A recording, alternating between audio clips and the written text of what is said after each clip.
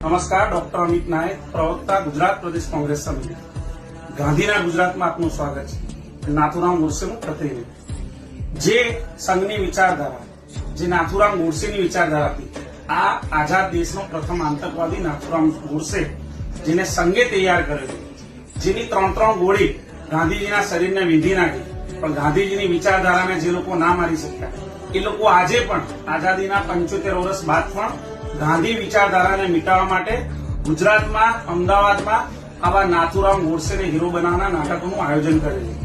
હું છું ગુજરાતી લહેરી લહેરા, મોદી ગુજરાતી, અમિત શાહ ગુજરાતી, અમે ગુજરાતી લહેરી. શરમ નથી આવતી મોદીજી? શરમ નથી આવતી અમિત શાહજી? તમારા ગુજરાતમાં નાથુરામ ગોડસેને હીરો બનાવવા માટેના આવા પ્રોડ્યુસર ડાયરેક્ટરોને આપની જ પાર્ટીના લોકો ફંડ આપે છે અને એ લોકો નાથુરામ ગોડસેને હીરો બનાવીને ગાંધીજીને વિલન ચિતરવા માંગે છે. આ ગુજરાતના લોકો ક્યારેય આ પ્રકારની વિચારધારાને સ્વાગત નહીં કરે. મારે અમદાવાદ પોલીસ કમિશનરશ્રીને વિનંતી છે, મહિલાઓના શોષણની વાત હોય, યુવાનોના રોજગારની વાત હોય, ડ્રગ્સ કે દારૂની બદીના દૂષણની વાત હોય, જયારે વિપક્ષ અવાજ ઉઠાવે છે, આપ ઘરમાં નજરકેદ કરો છો, ખોટા કેસ કરો છો. વિપક્ષનો અવાજ દબાવવા માટે આપ લોકો વારંવાર કેસ કરીને વિપક્ષના અવાજને રૂંધવાનો પ્રયાસ કરો છો.